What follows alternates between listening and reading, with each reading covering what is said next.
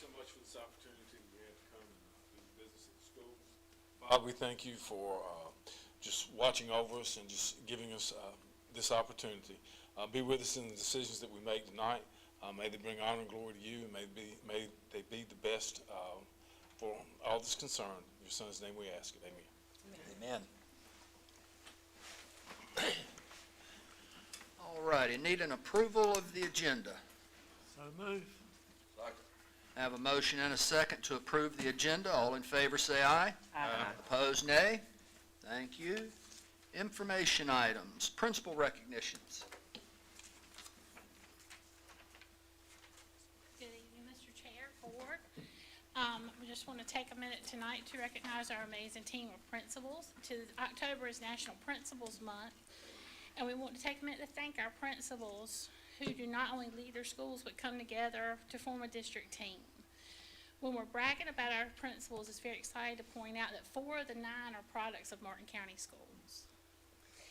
So leading off tonight is Mr. Wayne Muller from South Creek Elementary School. Mr. Muller has 10 years of experience in education, and this is his first year as a principal, and we're excited that he's having that year with us. Mr. Grantley Mazzell is unable to be with us tonight. He's a little preoccupied at a football game. Mr. Mazzell has 15 years of experience in education, and this is also his first year as a principal. And let's see. Next up is Miss Donna Manning from E.J. Hayes. Miss Manning has 27 years in education, 2 as a principal, and all of that is with Martin County Schools. And she is one of our 4 that is a product of Martin County Schools, and we're extremely proud of that. Next we have Mr. Brandon Howard. Mr. Howard has 15 years experience in education and 4 as a principal.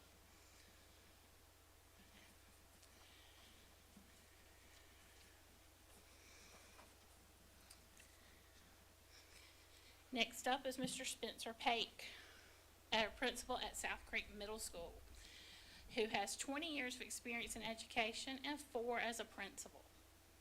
And I failed to mention Mr. Howard is with Williamston Primary School.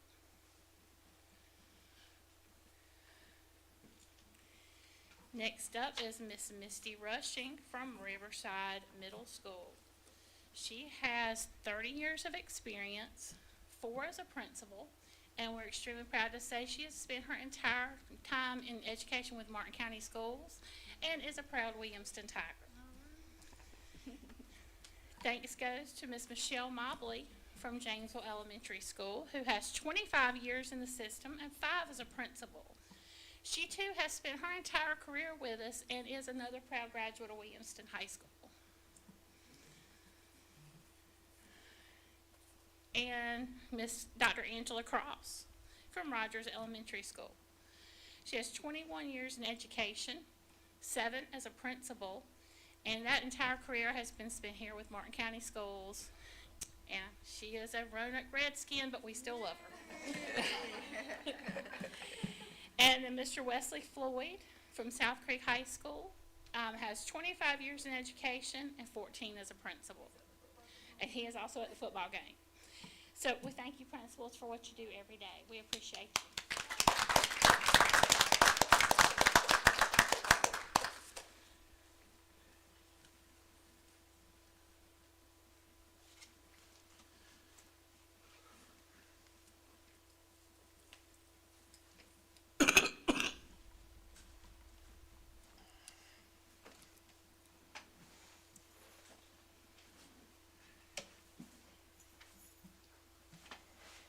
Again, thanks to all of you. All right, next is the audit report. Good evening. I'm pleased to introduce you to Mr. Dale Smith with Anderson, Smith & White. He was the lead auditor. He's actually an audit partner that was on site with us for a couple of days. We did a lot of work this year electronically, so that was great for my staff and I, and he's going to let you know what's going on.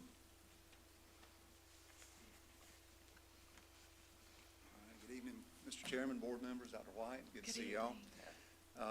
Appreciate y'all allowing us to perform the board's audit this past year. And I think each of you have received, you should have a bound copy already, and I think you probably also received an electronic copy earlier. The report's a little lengthy, if you noticed, and what I plan to do this evening is go over just a few pages from the report that I think are of the most importance to you all in overseeing the finances of the school district. The financial statements cover two main areas that we're required to audit and report on.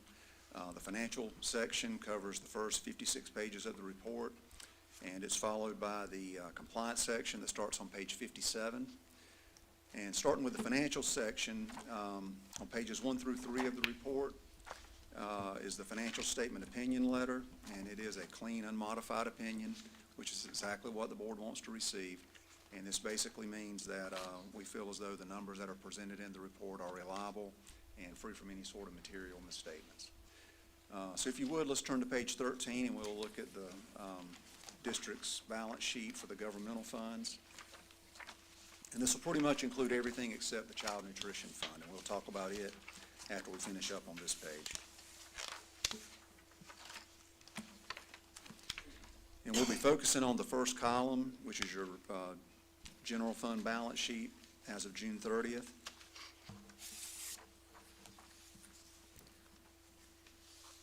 And there at the top, you can see the district had total assets in the general fund at June 30th of $4,550,970, and that was comprised primarily of cash and cash equivalents of $4,185,414.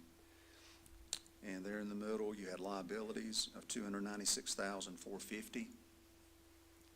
And if you take the total assets minus the total liabilities, you get the district's fund balance at June 30th, which is the next to last number in that first column of $4,254,520. And that amount represents an increase of $203,000 over the fund balance that you reported at June 30th, 2022. And in the 2022 year, your fund balance increased $271,000. And if you go back to 2021, fund balance went up that year about $1.1 million. So if you look over the past 3 years, the district has reported an increase in fund balance of about $1.5 million. And most of the districts we audit have seen their local fund balances increase over this 3-year period, pretty much due to the COVID funding that the district has received. They've just been able to preserve some of their local fund balance and use the COVID funds that flow through the district. And you know, we feel as though that's been a very wise budgeting strategy by boards to build up their local fund balance in anticipation of this funding cliff that's coming next year when the COVID funding expires. And then on top of that, you've got all of this inflation that we've been experiencing that you'll have to deal with without the benefit of that COVID funding to fall back on. So again, we think it's been a very wise budgeting strategy to try to build that fund balance up while that COVID funding's available. If you read across on the fund balance line, you'll notice that the State Public School Fund and the Federal Grants Fund, they do not report fund balance. Y'all spend those dollars the year that you receive them. So they always report a zero fund balance. The Grants Fund reported an ending fund balance of $3,358,761. And most of the revenues that flow through this fund are restricted for various grants and programs. You do have some unrestricted revenues that flow through there for items like indirect cost. Your capital outlay fund, it reported an ending fund balance of $2,372,134, and all of that fund balance is restricted for capital outlay purposes. And the individual schools reported a fund balance of $443,219. And all of that fund balance is restricted for the various individual school activities. And that basically represents the amount of cash that each individual school has combined. So again, I think as of June 30th, the district's governmental funds are in good financial shape for a district this size. Did anyone have any questions on this page before we look at child nutrition? Okay. All right, let's go to page 56.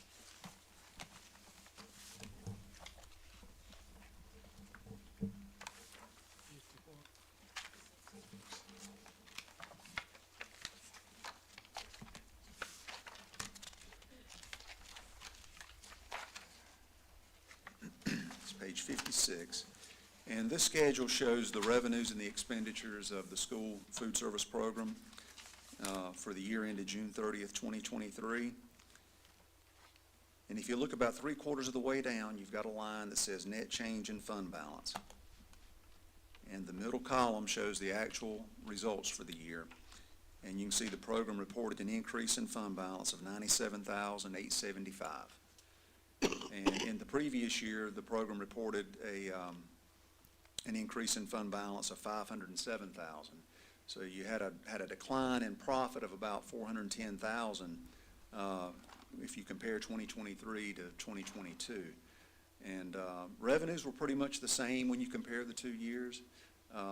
However, as we mentioned earlier, due to inflation, higher minimum wage rates, higher food costs, that was the primary factor that led to the profitability going down this year. Y'all had higher salaries expense and benefits and food costs this past year.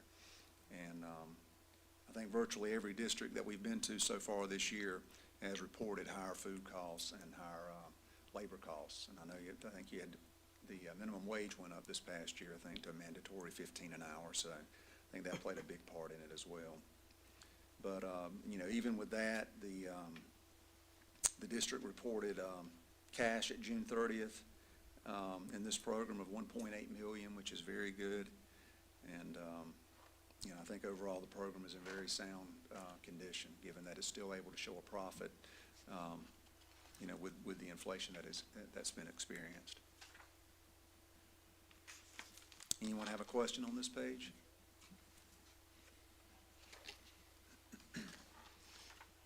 Okay, starting on page 57 is the first of 3 letters that we issued relating to the compliance testing over the board's internal controls and state and federal grant awards that it receives. And we're required each year to perform compliance audits on the state and federal grants received by the district. We test a significant amount of payroll and general disbursement transactions, and there's a lot of other various compliance steps that we're required to perform.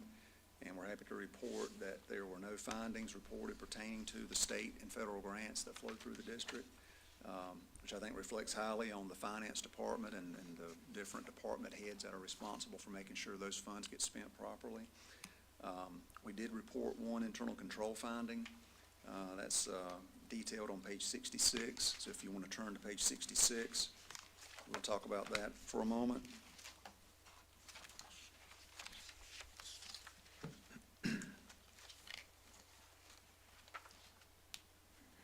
Okay, and there in the middle of the page, you see it says finding 23-01, prior period adjustments.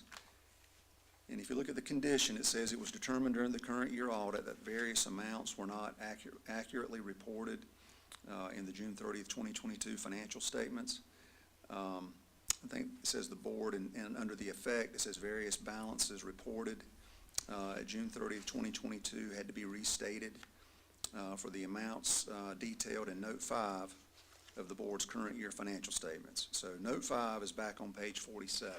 So let's turn to page 47, and we'll look at the different items that had to be corrected.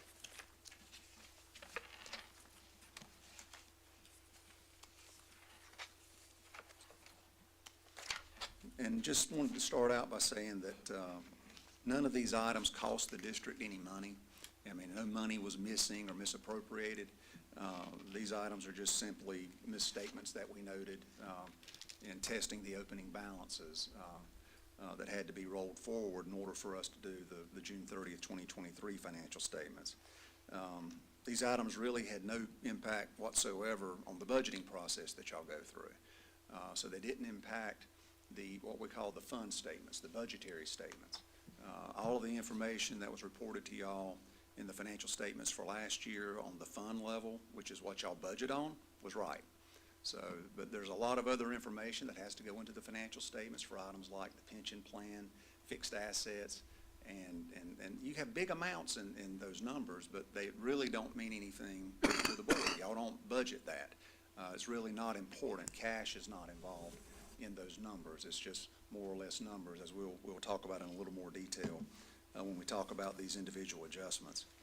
So if you look at the item number 1 there under Note 5, the prior period adjustments, It says, during the current year, it was determined that the deferred outflows and deferred inflows related to the board's participation in the TSERS and that's the Teachers and State Employees Retirement System, and then the RHBF is the Retiree Health Benefit Plans, that they were understated by $19,975 and $7,377,817 respectively as of June 30th, 2022 for the governmental activities.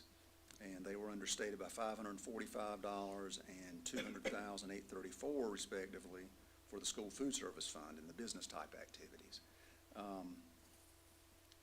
The liabilities and the deferred outflows and inflows that relate to these plans, they're basically actuarial calculations that the state auditor has calculated every year. They hire actuaries to come in and evaluate the overall TSERS and RHBF plans. And y'all participate in that, and all 115 LEAs across the state participate in it. And the state auditor puts a report out, and it tells what these balances are, what y'all's share of the balances are as of June 30th. Well, when we looked at that report, y'all's balances were misstated in the financial statements relative to what the state auditor report said they should have been. They were off by these amounts that we just talked about. But it's actuarial calculations, so there's no dollars involved. As far as y'all are concerned, the state puts out a retirement rate that y'all pay in to the TSERS, the retirement system every year. I think last year it was like 24.5% for every eligible employee's salary. And that's all that y'all are required to pay. These estimates, they got to go in the financial statements, but they really don't concern y'all from a budgetary standpoint. So again, I don't look at this as anything significant that y'all should be concerned about from a review standpoint. But the numbers were wrong, and in trying to roll the statements forward, we had to recognize that. So does anyone have any questions on that first item? Okay, and the second one says it was determined during the current year that installment purchase liabilities for yellow buses reported at June 30th, 2022 were overstated by $229,515, and so we had to reduce the liability by $229,515. But again, y'all don't budget for that. It's a number that goes in the footnotes, and it gets reported as a liability, but no cash flows through the district for the yellow buses. The state actually pays all of that for y'all. But I don't know, about 20 years ago, the state come up with the idea of having y'all, in essence, borrow the money, but then they make the debt payment on behalf of the board. But then y'all have to put the debt on your books. So what happened was, for whatever reason, $229,515 got put down as debt on y'all's books last year and reported, but it really wasn't there. It really didn't exist. It was overstated. But again, no cash is involved. There's no budget involved in this. It's just a number that got put into the audited financial statements that really probably shouldn't have been there. So,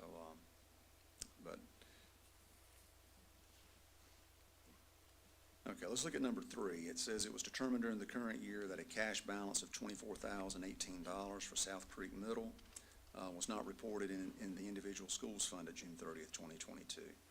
So there was one school whose cash balance was not included. So when we were talking earlier about the cash balances of all the schools combined, this one school got omitted somehow.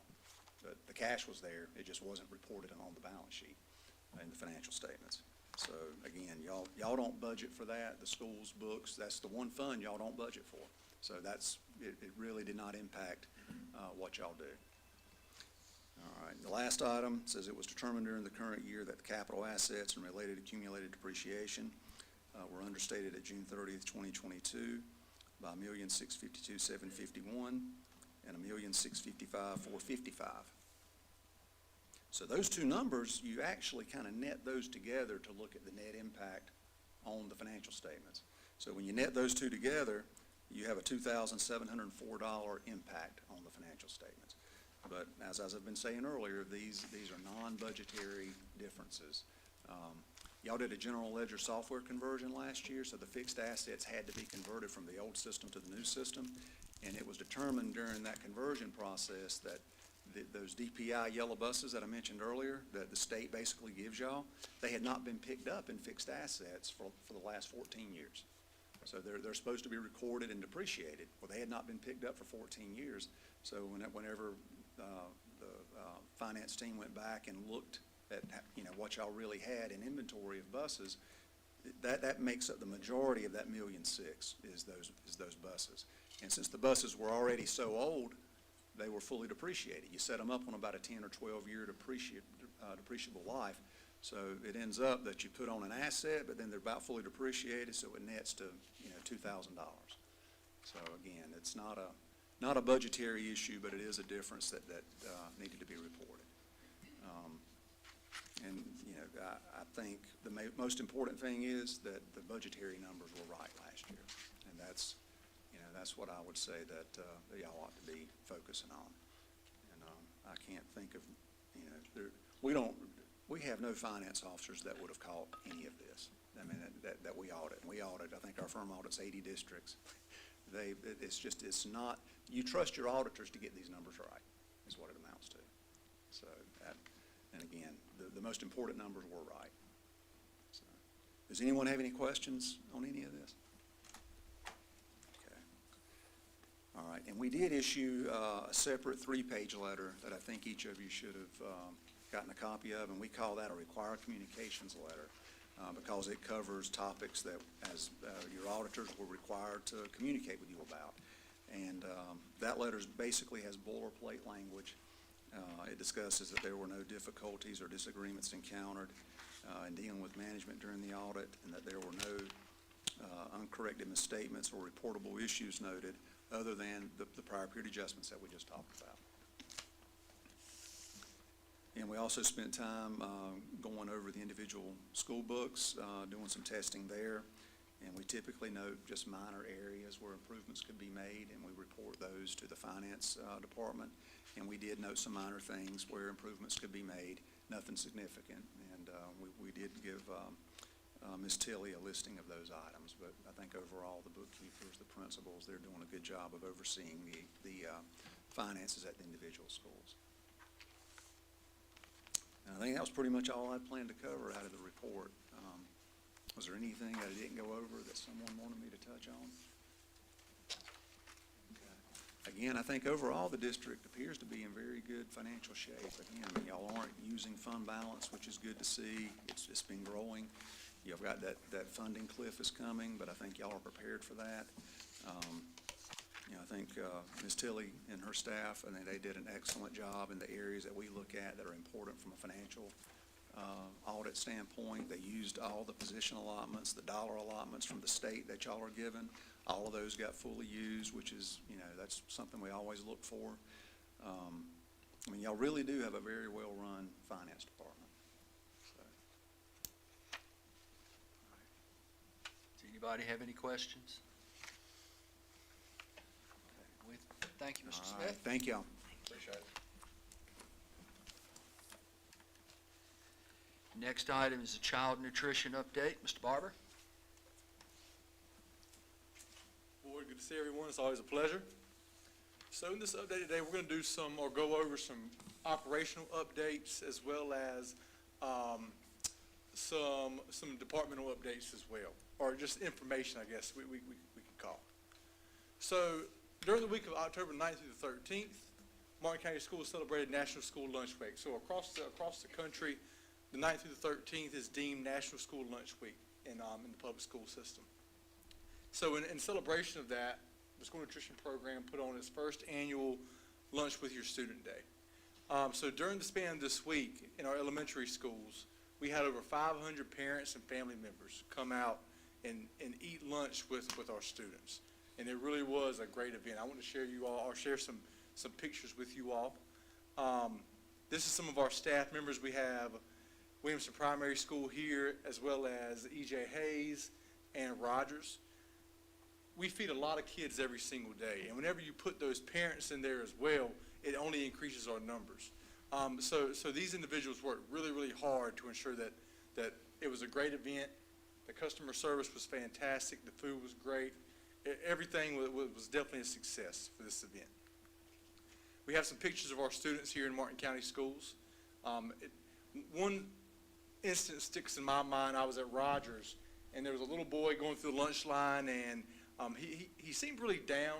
And then all of a sudden, behind him, you hear someone calling his name, and you turn around, and it's one of his family members. And the kid literally starts crying, runs out of line, buries his head in this individual's stomach, and just gives her a big old hug. You know, those are the things that we don't see a lot. But it was a great experience for me, and definitely my staff as well, to be able to see that. These are some of the families that came out and joined us. Again, just a great all-around event. And these are some of the meals that we actually prepared here in Martin County Schools. So these are some of the entrees and the fruits and vegetables that we served our students and our families over the course of that week. So again, our staff deserve a lot of praise for the food that they put out each and every day. We got some good reviews. Mayor Brown joined us at South Creek Elementary School. South Creek Elementary does a really good job of getting to know their kids by name, what they like, what they usually get. So you know, great feedback from her. Miss Christy Hardison Robertson is very involved in several of our schools. Rogers, Williamston Primary School, I know for a fact. She came out and was there with some of her students, and again, just great reviews and great feedback about what this event was. So I also now want to go into some operations updates. The school nutrition program is a highly regulated and intricate program. There are so many things that go into it on the federal level in the sense of what we have to do, what we can't do, what we have to serve, what we can't serve. So federal regulation does not require that 2 entrees are served every day. However, as a courtesy and a service for our students, Martin County Schools, we want to do that. So every day we're ensuring that we have 2 different entree options available for our kids. Now, federal regulation does, however, require that a student must choose a minimum of 3 full components. As you know, Martin County Schools, all of our students in Martin County eat at no charge. We are under the community eligibility provision. So under that highly regulated program, for that meal to be at no charge for our students and reimbursable by the USDA, students must select at least 3 full components. And one of those components must be either a fruit or a vegetable. However, our students can go through that lunch line. They can receive an entree, both fruits, both vegetables, and milk daily.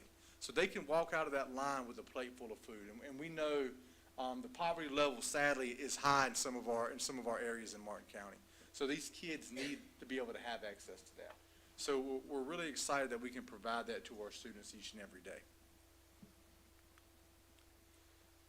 Something else that we take pride in doing. Research suggests that introducing children to healthy food options, fresh fruits and produce, those types of things, at an early age increases the likelihood that these children, these younger individuals, will develop a healthier diet as they grow older. So with that being said, the Martin County School Nutrition Department offers multiple fresh produce options every week. So weekly, we have fresh fruits and vegetables.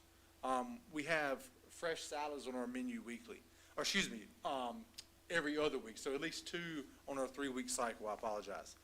And these are some of the salads that were actually made at Janesville Elementary School. Again, their staff does a phenomenal job. We have a manager and her staff who take meal appeal or the way that meal looks at heart. They really want to make those foods look good for our kids. And again, just some of the other fruits and vegetable options that we offer to those kids daily. As you know, fresh produce is high. We all go to the grocery store, so being able to provide those options is something that we take pride in for our kids. I tell my staff all the time that what they do, and they know this, is not easy work. It's hard work, but it's good work and it's meaningful work. So far this year, we've served right under 38,000 breakfast meals for our students in the first quarter. We've served right under 72,000 lunch meals for our students.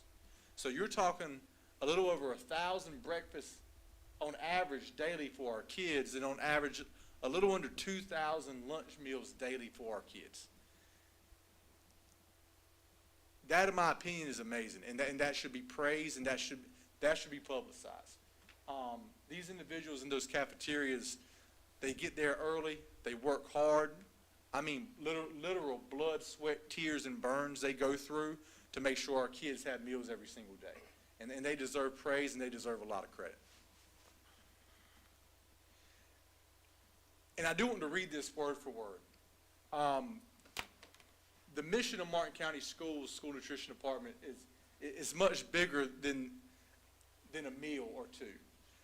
Martin County Schools School Nutrition Department fosters educational achievement. I want to repeat that. They foster educational achievement, along with community support by providing safe, nutritious meals to the students of Martin County Schools.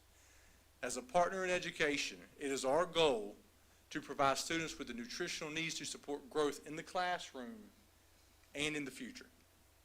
Each member of the School Nutrition Department is invested in the academic and individual success of every student in Martin County Schools. Our kids can't learn on empty stomachs. So when they come to school, this program is extremely important. But those individuals that are there early, making these meals, ensuring that our kids are greeted with a friendly face, what they do is extremely important.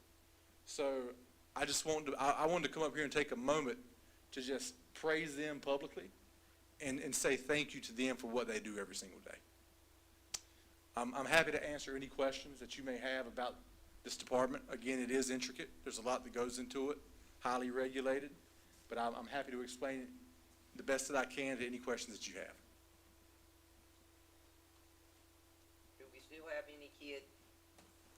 we still have any kids that bring their lunch to school? Absolutely. And we have some kids who bring their lunch and they eat with us. Gracious. So we promote that as well. Especially some of our student athletes, they need those extra calories, so they bring their meals from home and then they eat with us as well. Well, they look like good foods. And we promote that. Thank you. Absolutely. Anybody else? Thank you, Mr. Barber. Thank y'all. It's great to see everyone. Next up's curriculum update, Ms. Andrea Lilly.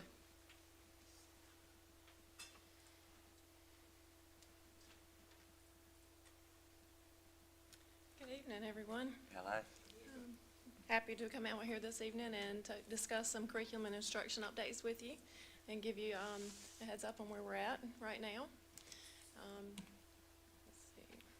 Starting out, we had developed leadership teams, and those leadership teams are in all core curriculum content areas, and those leadership teams are put together by principals. They give us the names of who they would like to have on that leadership team, and then from there we bring them in and we work on several things. Some of those is unpacking standards that you see up there. They look at their test specs that we have available from DPI, and they take those and develop what they feel are really good pacing guides, and those pacing guides consist of priority standards that they're going to cover throughout the year or the semester. And those leadership teams have worked really hard in preparing those pacing guides for everyone, and we have made sure that those leadership teams are getting some recognition as well. They have come in and really dug into that unpacking of the standards to make sure that we are covering everything that we need to cover in that content area. Through that work, their pacing guides have been developed not only for each 9 weeks, but they're working on those throughout to finish out the remainder of the year. We have 2-3 grades math, 2 and 3, and ELA have completed their entire pacing guide for the year.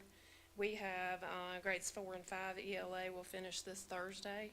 Math will finish on November 14th. Our kindergarten first grade group, ELA, will finish Friday, and math will finish Monday the 30th. Middle school has finished their first 9 weeks of ELA and math, and they're getting ready to get back together to start on that again.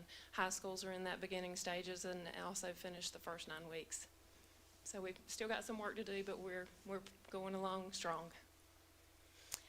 As they're working on that pacing, we're also looking at a curriculum adoption.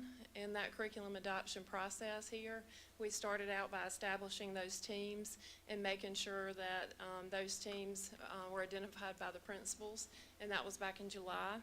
Then we met with those teams and explored samples. We had tons of samples sent in to the Innovation Campus, and we laid them all out so that teachers could come in and look at all the different vendors that could supply materials for us. ELA, that happened in July, and also again in October. For math, it's in October and November to start that work. Evaluation rubrics were created, and they were also evaluated for that curriculum options that we wanted to choose. We took the science or reading requirements and made sure that they were part of those rubrics so that we knew that that's exactly the standards that we wanted to go by and that they were quality. ELA and math is doing that in October this month. And then ELA and math leadership teams also narrowed down the top 2 choices for that focus rubric that was created. So based on the science of reading, that was done in August, and that work for that rubric was done. ELA is done in October, and math will be done in November.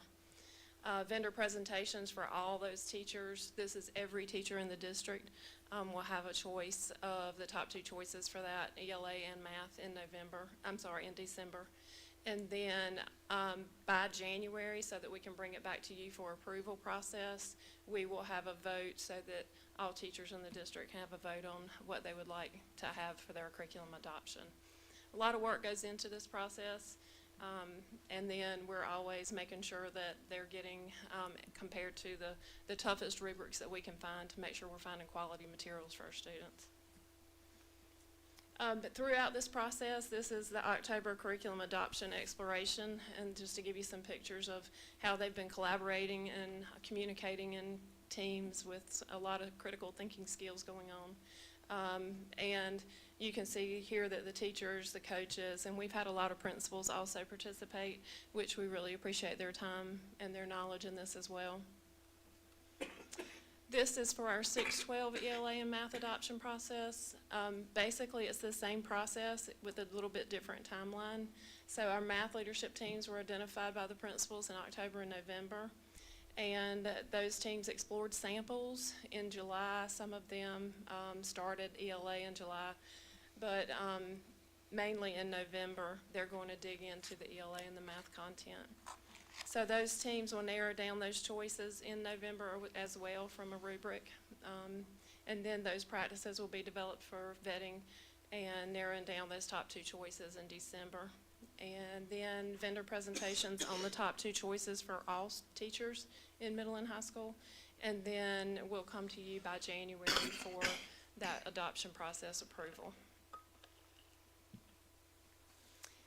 We also implemented Reading Horizons this year, and this has been a big push from the district for foundational skills in K through 3. And our Reading Horizon implementation focuses on our word recognition strand of the reading rope, and training is around our guided, our daily 4 core. So we have that phonemic awareness, the phonics and spelling, our whole class group work that we're doing, and then also that extended transfer. We had a great turnout, not only for teachers, and they've been implementing this since the beginning of the year, but also we had our Encore and our EC teachers trained in this. And this is so that when a teacher is teaching Reading Horizons, they have somebody else that can come into the room and support them in that. So our Encore teachers and our EC teachers, and also the next slide shows our teacher assistants when they were trained, so that they have the knowledge of the program and exactly how it's taught. If the teacher's absent one day, we're not missing instruction, they can continue with it. And also that teacher has someone extra in the classroom to support them and also help the students. In October, we've had district PLCs. October is our second one that we've had. And during the second district PLC, we worked on a lot of content area collaboration. And through this, we had a lot of data analysis going on, talking about spiral review, going back, and then also the main topic was our reteach. Showing them the data, looking at the data, and determining how we're going to go back and reteach, repractice, and reassess. And that was the whole goal for that meeting. Some of them were a little behind on pacing, so they didn't quite get to that, but they will have that in the November PLC. But for the most part, most of the teachers got to the reteach for our small group planning, which was a great session. MTSS teaming structures has also been a focus for curriculum and instruction in the recent months. And in that, there are 4 core areas that we have is attendance and behavior, social emotional, and academics. And so here, if you'll click on that link, this shows our school improvement model and how we group those 4 areas, and then how we would set up teaming structures for that. And then after you have your core teaming structures set up, you would dig into your Tier 2 and your Tier 3 teams. So we can all analyze the data, but also put practices in place to make sure that we're meeting those core requirements, and if we're not, what interventions are we putting in place to fill those gaps. And if you'll open the other. This is our MTSS team for Martin County Schools district team. Again, I told you we had the SEL, behavior, academic, and attendance teams. And these are our leads for this, and they will go out and support the schools in training and make sure that our teams at the school level have everything that they need as far as MTSS.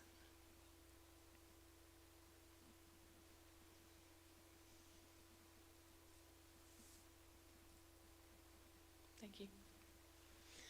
This is a breakdown for an example of our behavior structure. So we have our district behavior team, and this is consisting of that core behavior practices. We will also look at and build a behavior matrix. So in that matrix, we include what would be our core lessons, and then what would be our first interventions, which would be our Tier 2, and then if that does not work, what our Tier 3 interventions would be, so that they're set for the district. Also within that, we have what would be set for incentives. What kind of rewards are we giving students? Is it rewards that they want, making sure that we're giving them engagement activities and things that they would earn. Also, consequences if things are not put in place and done as the team would like for them to be done, they have to have some consequences in place as well. So that educator's handbook that we have in place to collect all that data for us and tell us about our minor and major instances as far as behavior would be there. And then from there, we want to support our school level teams and train them in how to look at the data, but also how to put these practices in place. Any questions? That was a lot in a little bit of time, I'm sorry. And board members, this was just an update to kind of keep you guys in the loop of all the curriculum work that we are doing across the district. I want to say a special thank you to Miss Lily, Miss A. Lily, Miss K. Lily, and Mr. Guard, as well as all of our principals and teachers and staff. This was a lot of new things that you're hearing about tonight. We now have pacing guides across the district, so what's happening in Jamesville is happening in South Creek. So what's happening at E.J. Hayes is happening at Rogers. So that we're all on the same page, and there is a best, and we're making sure that every child in Martin County Schools gets the best. Teachers requested adoption of resources, and so we are working through that process. Now, in the past, from what we've been told, it was more of a district-led process where they were given resources, but our teachers are selecting the resources for our students from a list of vetted materials that are outstanding. So our students will be taught with the best of the best. Our teachers will have the best of the best, and they are going to select the right fit for Martin County Schools. You heard about a lot of training and professional development. We are really working to support our teachers so that everybody's on the same page and everybody has the same professional development. We are now differentiating. We're implementing small groups across Martin County Schools so that where those gaps are, we are looking at our data, seeing the gap, and then closing the gap in differentiated small group instruction. And then, of course, you heard about the implementation of MTSS, multi-tiered systems of support. That means we are looking at attendance. We have an attendance team, and we're targeting the gaps that we see in attendance. We're looking at social and emotional learning, and we're targeting the gaps that we see in social and emotional learning. We're partnering with outside agencies to meet those mental health needs and those social and emotional needs.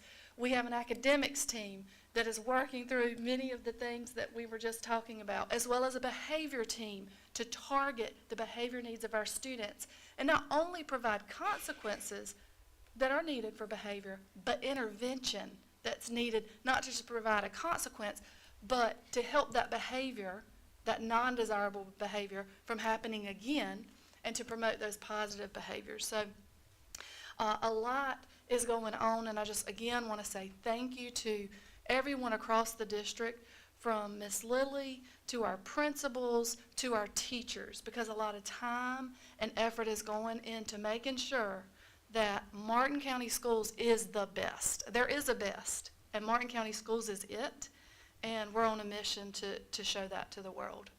So thank you, Miss Lily. Thank you. Thank you, Ms. Lilly. All righty, Regulation Code 3210R, Ms. Rebecca Williams. Good evening, everyone. It's good to see you, and I'm glad to be here. Hopefully, I can do justice to Brandon's work here. I'm here to talk to you about Regulation 3210R. This is part of the policy/regulation required by the Parents' Bill of Rights. I'm sure you're all aware that it was passed over the summer. There's a lot of policy changes, so you have several action items on for later today. This is just informational because it is a regulation. All it is the procedure that goes along with policy 3210R, and this is the procedure by which parents can request an inspection and then also lodge objections to educational resources. So you'll see at the beginning of the policy, it talks about how parents can make a request to view educational items. Basically, the request first goes to the principal. The principal has 10 days to respond, or if they need a little more time, they can notify the parent of that. If the principal does not respond within the time period prescribed, a request can go to the superintendent. If the superintendent either does not respond or denies the request, an appeal comes to the board. And then you guys would decide on whether or not those items should be provided. If a parent wants to object to some educational materials, it first starts at the lowest level, which is usually a teacher or the library staff. There'll be a meeting between those people and the parents and see if they can resolve the complaint or understand better the complaint. The initial meeting, that will be reported out to the principal. If it's not able to be resolved at that initial meeting, the parent can file a complaint, and that complaint gets assigned to what's called the Media Technology Advisory Committee, MTAC, and they will review it based on a whole list of items, what they're looking for, and decide what to do with that complaint. Any decision made by the MTAC that the parent doesn't agree with can be appealed to the superintendent and then the board. So that's basically the regulation, and we'll come back in a few minutes on the policy so you can see what the policy looks like. Are there any questions? All right, thank you. Okay, thank you. Moving on to action items, Jamesville Elementary fundraiser request. Ms. Tilly? Yes, as you all know, typically this is not something that we present. It's on a consent agenda. This one just didn't happen to make the deadline last month. Excuse me. Janesville Elementary PTA is requesting to do a T-shirt fundraiser. Their dates will be, if approved, tonight, starting tomorrow through November 3rd. The sale price of the T-shirts will be $15 to $16. The estimated profit $600, and the proceeds will be used for various PTA initiatives. Okay. This is an action item, so I need a motion. Move to approve the Janesville Elementary School PTA fundraiser. We have a motion and a second to approve the Jamesville Elementary fundraiser request. All in favor say aye. Aye. Opposed, no. Thank you.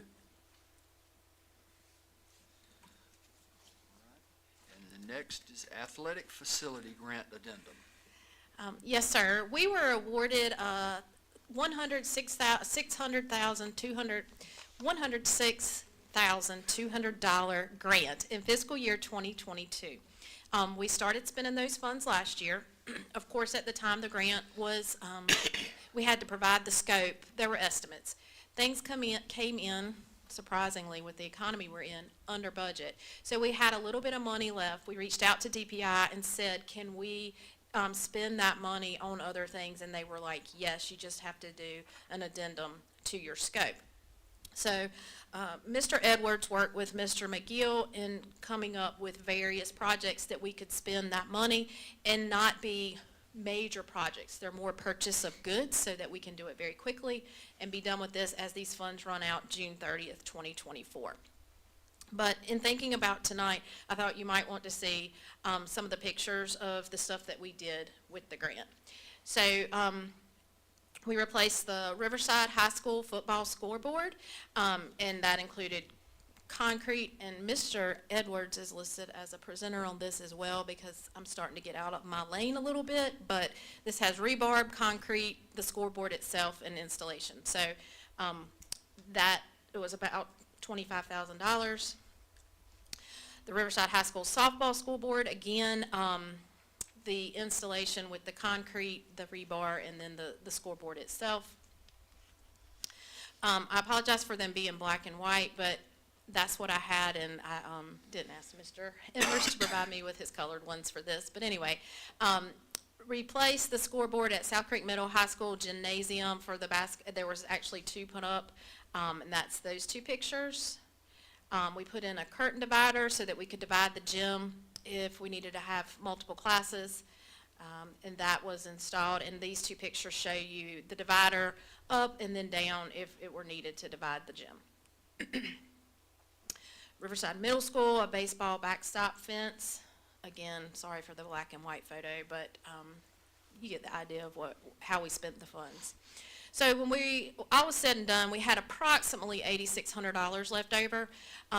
Tonight we're proposing that we purchase Riverside High School commercial washer and dryer, softball backstop net at Riverside High School, a football scoreboard controller at Riverside Middle, and then metal scan wands for Riverside High School, and that to be used for any and all athletic events.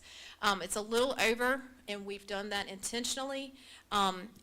If we end up getting the wands, we can scale back if we need to, if something comes in over what we've projected.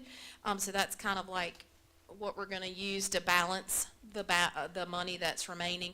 But if we go over the $8,600, as this shows, the $53, we would have to take that from local funds. Yes, ma'am. It's a metal wand. Like when you're like a metal detector, but it's just the wand instead of walking through the machine. If they needed to wand someone, if they thought someone had something that they shouldn't have on their person. Okay, thank you. Okay. All right, any questions? Need a motion. So moved. Second. Have a motion and a second to approve the athletic facility grant addendum. All in favor say aye. Opposed, nay. Thank you. Thank you. Mr. Edwards already has the paperwork filled out, hoping that you would approve this, so we're going to submit that first thing tomorrow, so hopefully we can get DPI approval and move very quickly on this. Sounds good. Athletic supplements. Mr. McGill was supposed to be here with me tonight. As you can see, they have all deserted me. He's coaching football, so we want him to do what he does best there, and so I'm going to swing this by myself and let you know what we got going on here. So proposed athletic supplement increases. This came about as we were looking at trying to be competitive with the surrounding counties. And the way that we do this currently, and this was how it was when I came, there's ranges. So like range 1 includes various sports, varsity football, varsity baseball. Range 2 has tennis and soccer. Range 3 has some assistant varsity coaches, and then the middle school head coaches, and then range 4 is basically middle school assistant coaches. Volunteer is the money that we pay our classified staff that help, and that's something that was established to make sure we were in compliance with the Fair Labor Standards Act. So you can see where we are currently and what's proposed. And there is an error on this slide. So, in range 2, our proposal, it should be equal. We are proposing not to increase range 2. When we get to the next slide, that shows how we are competitive in those sports right now. So I apologize for that. That was a last-minute change this morning, and this slide did not get changed. As I mentioned, varsity football, range 1. This shows you our current, our proposed, and then the counties that are contiguous to us, and then a couple of counties that are similar in size to us. And as you can see, in this particular area, we were low in the minimum and the maximum, and with the proposed going to $1,980 with 0 years of experience and the $3,762 maximum 30 years of experience, we are more competitive with our surrounding counties. Range 2, as I mentioned, this slide did get changed. We are proposing that it stay as is. And as you can see, staying as is, we are a little above for several counties on the minimum, and it puts in our maximum was in line with others. And it says particular sports. That was just to give you an idea of what kind of sports are in those ranges. Assistant varsity baseball, minimum max, and the current for us are proposed, and then the surrounding counties.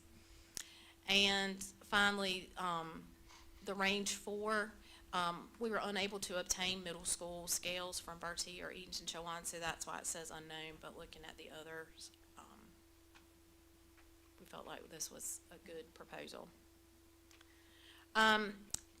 The reason for bringing you this kind of in the middle of the fall season is the situation we're in with the lack of a football coach. We're looking at this as a potential recruitment tool to hopefully get someone to come on board for this. In addition to the increased supplement scale, we are asking that the football coach be a 10-month plus 2 months of extended employment. You may ask 10 months instead of plus 2 months of extended employment, why not do 12? That's a protection to the district. As the auditor talked about, the fund balance, the fiscal cliff. If we do 2 months of extended employment, hire someone with a 10-month contract, then if financially you can't afford at some point down the road the 2 months, you could always pull that back. 12 months, you're in a 12-month contract. And I put on here, currently 10-month with 1 month of extended employment is where we're at with our football coach that just left us. That was new, according to Coach McGill. That had never been, the football coach had never had any extended employment in the past.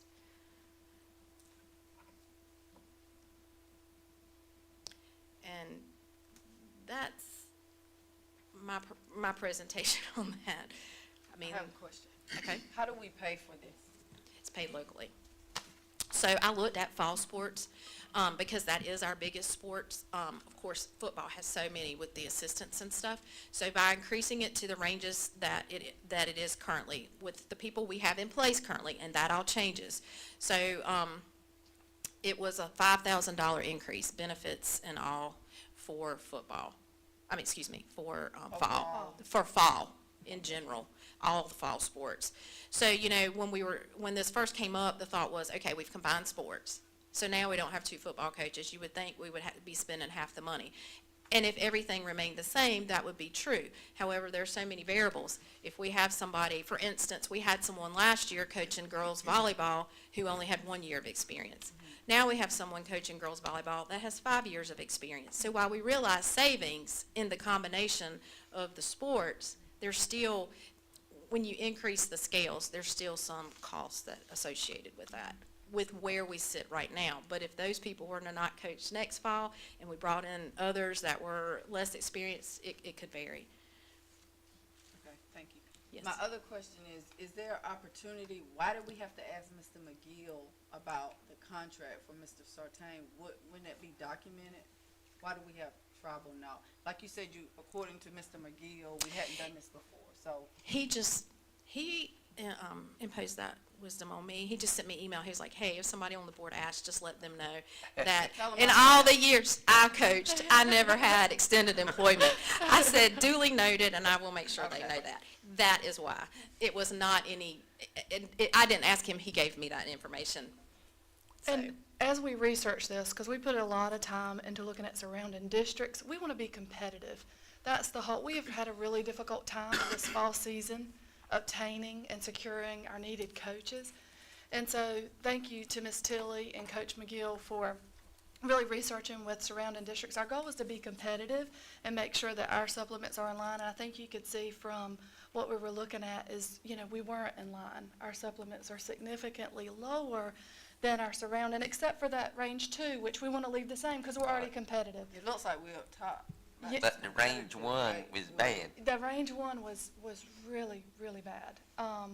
And so everything else, it's our goal is to be competitive and to be on the, the top end of competitive for our region so that we can get great people in place for our children.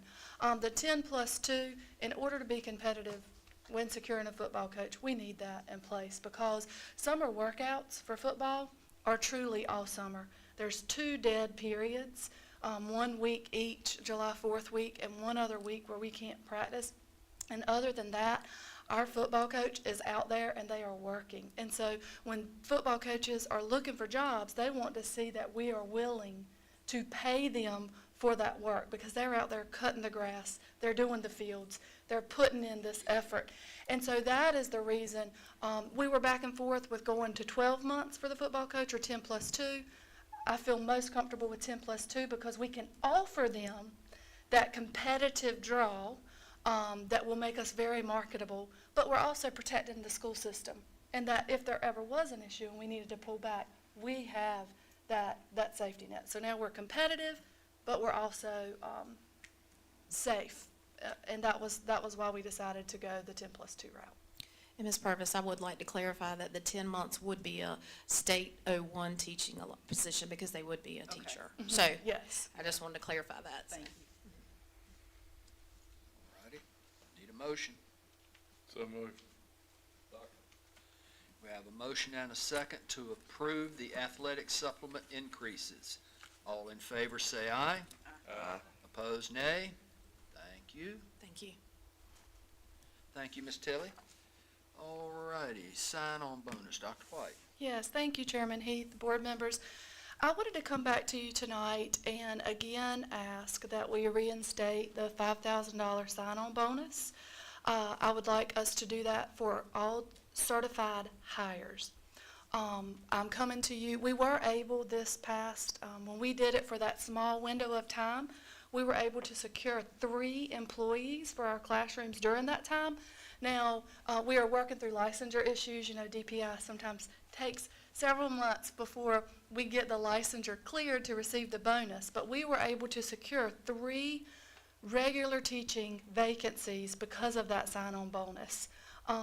We are now in October, and as we are still looking for several core teachers, particularly at the elementary school level, as well as a couple at the middle school level, we are here, hey, some people are reaching out, are you still doing the sign-on bonus?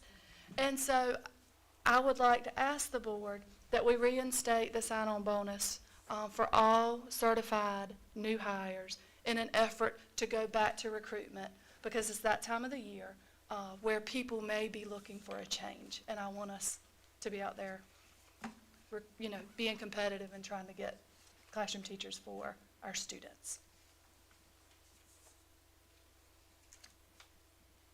Any Is questions? this an action? Go ahead. Yes, ma'am. No, I didn't have a question. Oh, it I was was just an wondering whether an action or not. Yeah, Yes. this is an action Yes, item, and we need a motion. Oh, okay. I I move make, to approve the sign-on bonus for all certified new hires. and I second. All right, we have a motion and a second to reinstate the sign-on bonus for certified personnel. Have I got that worded fairly well? Okay, Yes, thank sir. you. Yes, sir. All right, those in favor say aye. Aye. Opposed, nay. Thank you.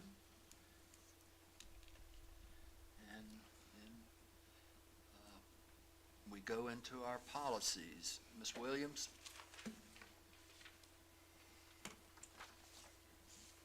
Okay, I am back with the policies that we talked about a little bit earlier. These are all flowing from the Parents' Bill of Rights.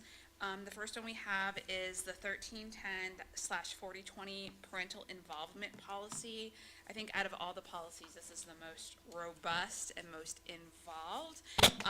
So basically, this policy is geared to ensuring LEAs are empowering parental participation in the education of their children. It has a lot of notification requirements for school districts.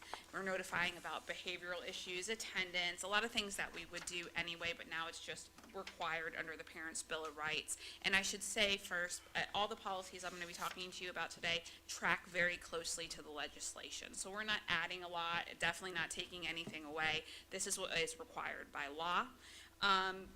There's also going to be, that's going to be need to be developed in the near future, as a parent guide for student achievement. You'll see that pretty much midway through the policy. That we are not going to have to work on until we get guidance from DPI and the state board. So we're looking for guidance from them. They're required to help us develop these as far as by giving us guidance.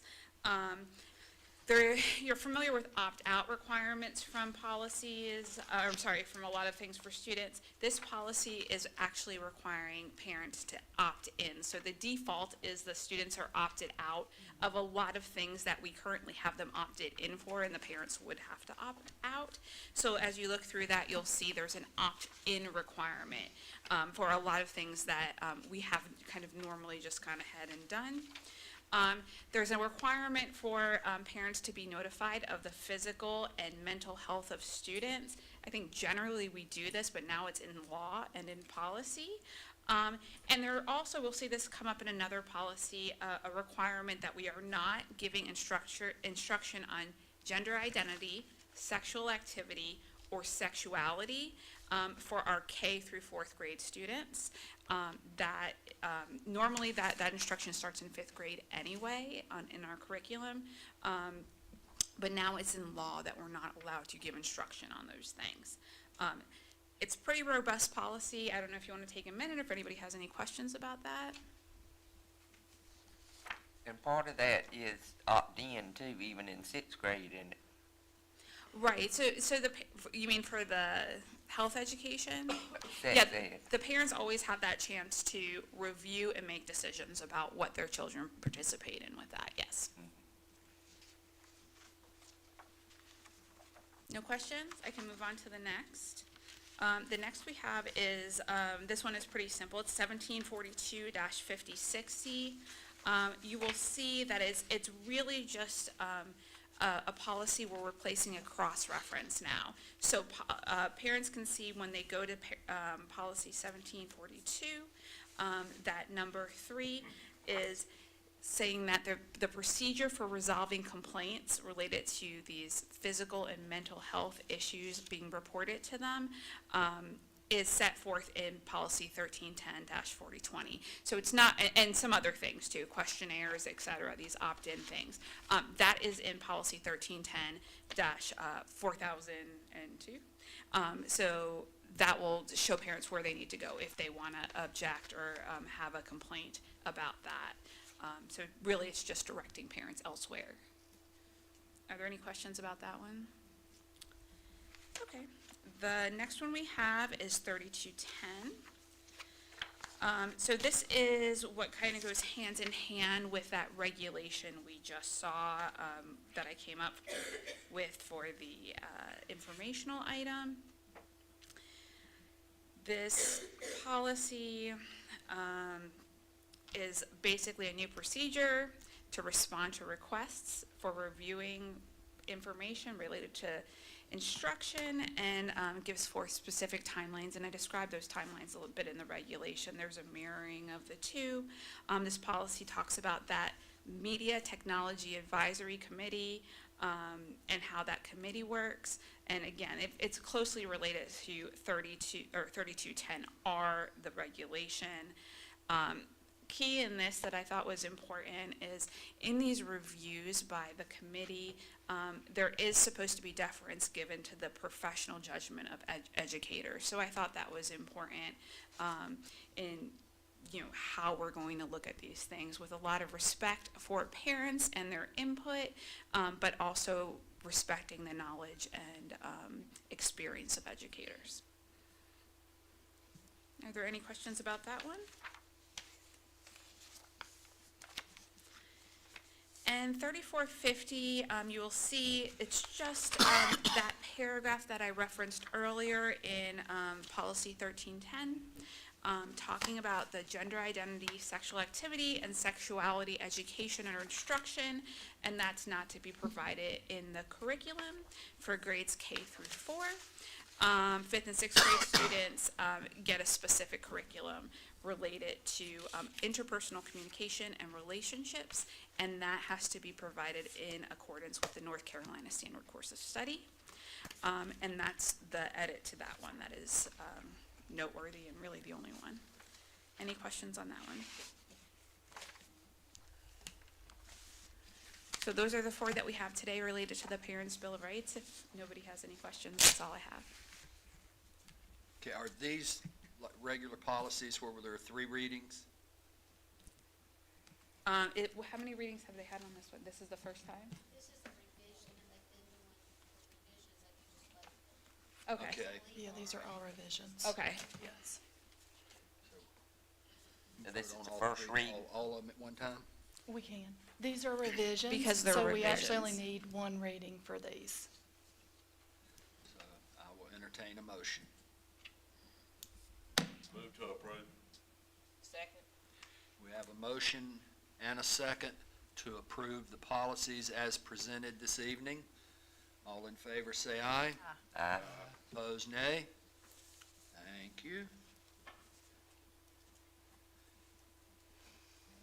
Closed session motion. Mr. Chair, I move the Martin County Board of Education enter closed session subject to advice from the attorney pursuant to North Carolina General Statute 143-318.11A1 and A6 to prevent the disclosure of confidential personnel information under General Statute 115C-319 and to consider matters relating to initial employment of an individual employee. The board would also go into closed session pursuant to General Statute 143-318.11A3 to consult with the board's attorney in order to preserve the attorney-client privilege, to consider confidential student matters as provided in North Carolina General Statute 143.318.11A1 and the Family Educational Rights and Privacy Act, Act 20 USC 1232G and North Carolina General Statute 115C-402. The board will also go into closed session to establish or instruct staff or agents concerning the terms of a contract or proposed contract for the acquisition of real property as provided in North Carolina General Statute 143-318.11A5. We have a motion to go into closed session. Is there a second? Second. We have a motion and a second. All in favor say aye. Aye. Opposed, no. Closed session granted.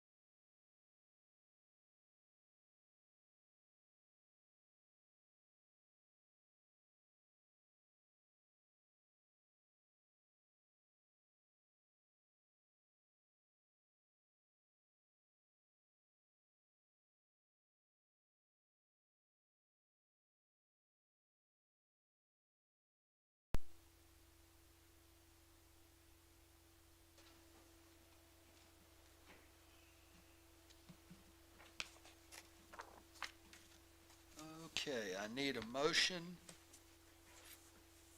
pertaining to personnel as presented in closed session. Second. We have a motion and a second to approve personnel as presented in closed session. All in favor, say aye. Aye. Opposed, nay. Thank you. The announcements, the November board meeting will be Monday, November 6th. Does anybody have any other comments or questions? Do you have anything else, Dr. White? I do not. I will entertain a motion to adjourn. Move to adjourn. Second. We have a motion and a second to adjourn. All in favor, say aye. Aye. Opposed, nay. Meeting's adjourned.